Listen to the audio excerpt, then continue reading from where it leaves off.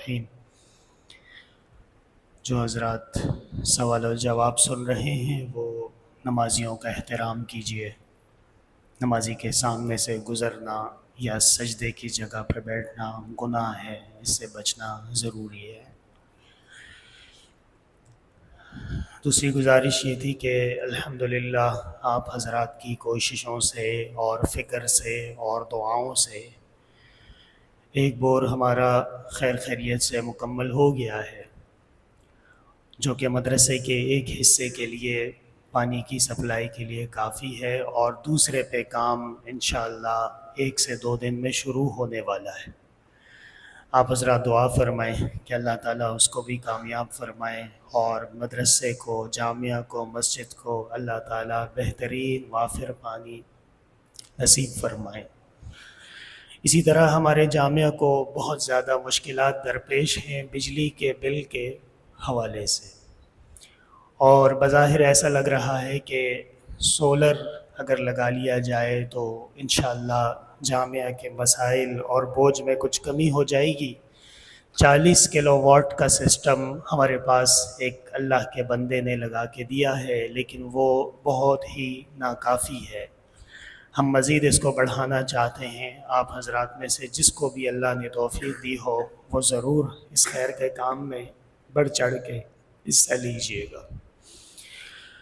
سوال پوچھا ہے کہ پلاٹ یا گاڑی میں زکوٰۃ واجب ہوتی ہے یا نہیں، ان اشیاء کی زکوٰۃ کیسے ادا کی جائے گی؟ دیکھیں، پلاٹ ہو یا فلیٹ ہو یا گاڑی ہو، ابتدائی طور پہ ان چیزوں پہ زکوٰۃ نہیں ہے۔ جو پلاٹ آپ نے اس نیت سے خریدا ہے کہ جب کبھی موقع ملے گا تو میں اس پہ گھر بنا لوں گا یا مشکل وقت پہ کام آ جائے گا، یہ تجارت کے لیے نہیں ہے۔ اور جو زمین تجارت کے لیے نہ ہو اس پہ زکوٰۃ بھی نہیں ہے۔ اگر پلاٹ خریدتے وقت پہلے دن سے یہ نیت تھی کہ یہ اچھے پیسے ملیں گے تو بیچ دوں گا، یہ ہو گئی تجارت، اور باقاعدہ عملی طور پہ آپ ایسا کرتے بھی ہوں کہ اچھے پیسے مل رہے ہیں تو بیچ دیا، کوئی اور چیز خرید لی، اس پہ جب 1 سال گزرے گا تو جو بھی مالیت ہوگی اس پہ زکوٰۃ دینی ہوگی۔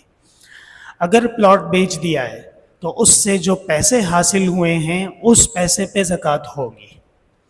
اگر آپ پہلے سے صاحب نصاب ہیں تو جب بھی سال مکمل ہوگا تو زکوٰۃ دینی ہوگی، اور اگر پہلے سے صاحب نصاب نہیں تھے، اس پلاٹ کی قیمت کی وجہ سے صاحب نصاب بنے ہیں، تو جس دن صاحب نصاب بنے ہیں اس دن سے حساب شروع کر لیجئے۔ جب 1 سال مکمل ہو جائے گا تو زکوٰۃ دینی ہوگی۔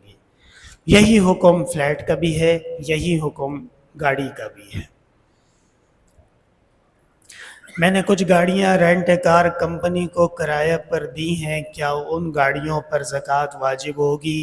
ان پہ زکوٰۃ نہیں ہوگی۔ علماء نے یہ جزیہ بیان فرمایا ہے کہ جو چیزیں کرائے پہ دی جائیں تو کرائے کی آمدن پہ زکوٰۃ ہوگی، نفس شے پر نہیں ہوگی۔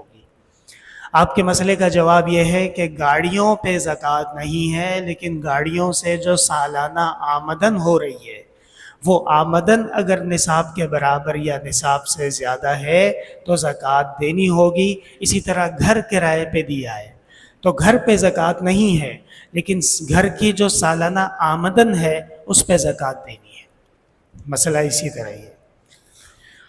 پوچھا ہے کہ میرے کاروبار کی وجہ سے مجھے اکثر دوسرے شہر جانا پڑتا ہے اور اس شہر میں میرا ایک فلیٹ ہے، کیا میں قصر نماز پڑھوں یا پوری نماز پڑھنی ہوگی؟ دیکھنا پڑے گا کہ آپ کا دوسرا شہر وطن اصلی ہے یا نہیں ہے۔ آپ نے خود لکھا ہے کہ میرا ایک فلیٹ ہے، یعنی آپ کی وہاں پہ جائیداد ہے، اور جس شہر میں انسان کی جائیداد ہو وہ اس کا وطن اصلی ہوتا ہے۔ وطن اصلی میں انسان مسافر نہیں ہوتا، پوری نماز پڑھنی ہوگی۔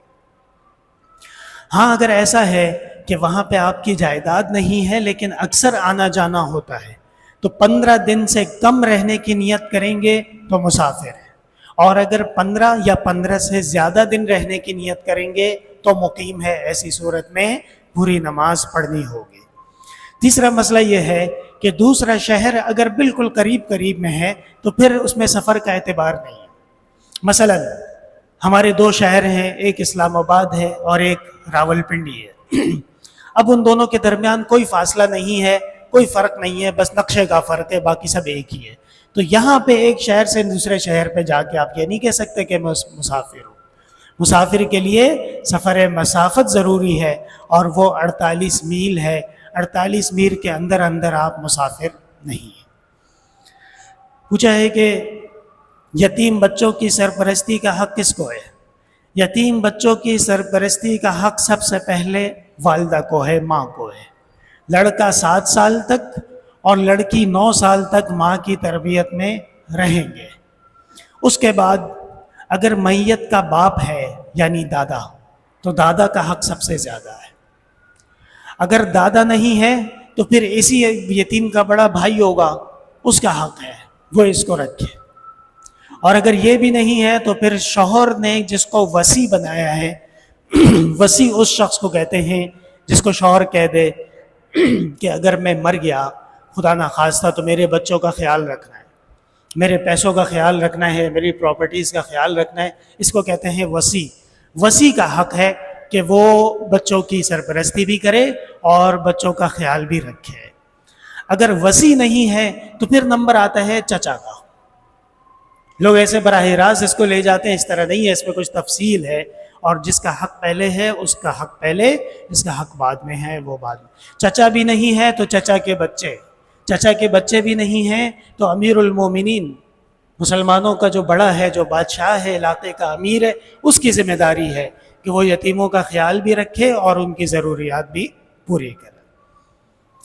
پوچھا ہے کہ کسی سے ملاقات کرتے وقت ہاتھ چومنا کیسا ہے؟ اس کا جواب یاد رکھیے گا، حضرت والد صاحب رحمۃ اللہ علیہ دیتے تھے کہ ہاتھ چومنے کے قابل ہوں تو چومنا جائز ہے، ہاتھ چومنے کے قابل نہ ہو تو چومنا جائز بھی نہیں ہے۔ کس کا ہاتھ چومنا ہے؟ اپنے والد کا، اپنے دادا کا، اپنے بزرگ کا، اپنے استاذ کا، اپنے مربی کا، اپنے شیخ کا۔ یہ وہ لوگ ہیں جن کا ہاتھ چومنا جائز ہے لیکن پسندیدہ نہیں ہے۔ حضرت والد صاحب رحمۃ اللہ علیہ کا کوئی ہاتھ چوم لیتا تھا، ناراض ہو جاتے تھے اور فرماتے تھے اب میں 2 دن تک کھانا نہیں کھا سکتا۔ طبیعت اتنی حساس تھی حضرت کی، فرماتے تھے یہ کیا کیا اس آدمی نے؟ جائز تو ہے چومنا، لیکن عام طور پہ علماء نے یہ چوما چاٹی والے سلسلے پسند نہیں کیے ہیں۔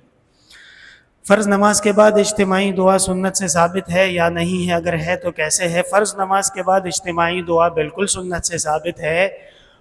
حضرت عبداللہ ابن زبیر رضی اللہ تعالیٰ عنہ بیٹھے تھے، ایک شخص نماز پڑھ رہا تھا اور نماز میں اس نے دعا شروع کر دی، ہاتھ اٹھا کے آخر میں دعا شروع کر دی۔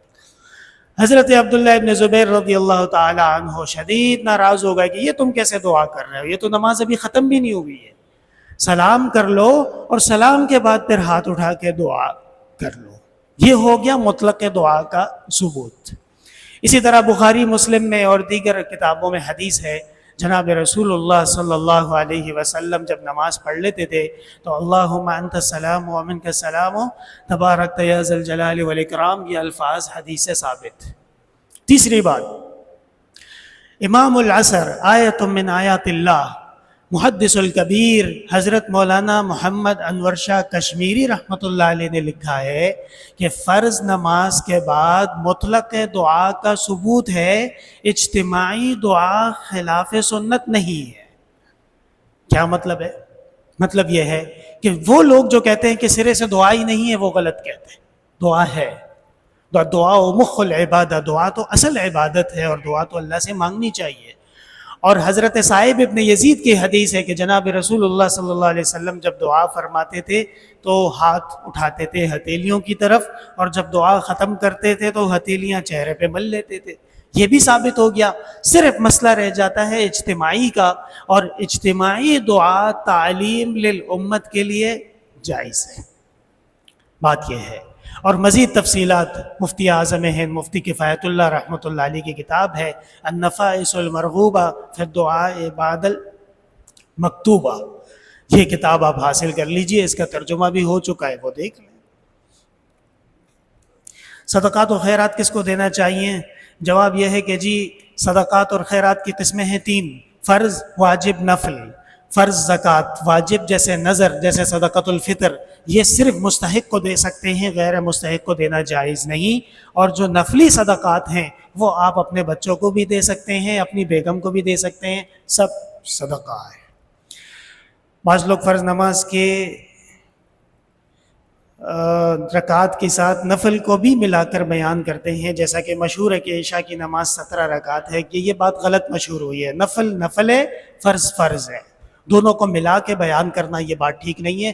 ہاں اس کے مطابق یہ ضرور ہے، مغرب کی نماز پڑھ لی، 6 رکعت اوابین پڑھ لی، یہ متابعات میں سے ہے. جیسے وطر عشاء کے تابع ہے، عشاء کے بغیر وطر ادا نہیں ہوتی، تو اس طرح نفلیں بھی توابع میں سے ہیں. اصل نماز جو ہے وہ 4 رکعت ہی ہے. ربیع الثانی میں بعض لوگ 11ویں شریف کھانا، ہاں مجھے بھی ایک ایجنٹ کا میسج آیا کہ جی بغداد میں 11ویں شریف منانے کی تیاری ہو رہی ہے، چلیے. میں نے کہا خدا کے بندے شرم و حیا کرو، دنیا کہاں جا رہی ہے، تم کیا کر رہے ہو؟ یہ سب شرک و بدعت ہے. بغداد جا کے کیا کرنا ہے؟ غوث اعظم کے نام پہ نیاز بانٹنی ہے. بغداد جا کے غوث اعظم کے نام پہ جانور ذبح کرنے ہیں. تو یہ تو وہی بات ہو گئی کہ ہم نے اتنی لمبی چوڑی تقریر کر دی اور آپ کہتے ہیں کہ 11ویں شریف جائز نہیں ہے، گناہ ہے. اللہ کے لیے جو چیز ذبح کی جائے اور اللہ کی رضا کے لیے جو چیز بنا لی جائے وہ ٹھیک ہے، اللہ کے سوا کسی اور کے وہ ٹھیک نہیں ہے. کافی ہے. الحمدللہ رب العالمین، لا الہ الا اللہ وحدہ لا شریک لہ، لہ الملک ولہ الحمد وهو على كل شيء قدیر. اللهم لا تدع لنا ذنبا الا غفرته ولا هما الا فرجته ولا حاجة الا قضيتها يا ارحم الراحمين ويا اکرم الاکرمین. استغفر اللہ ربی من كل ذنب واتوب الیہ. ہمارے ختم نبوت کے کراچی کے بہت زبردست عالم حضرت مولانا قاضی احسان صاحب کے بھائی فوت ہوئے ہیں. دعا کیجیے اللہ تعالیٰ ان کے درجات بلند فرمائے. وصلی اللہ تعالی علی خیر خلقہ محمد وعلی آلہ وصحبہ اجمعین برحمتک.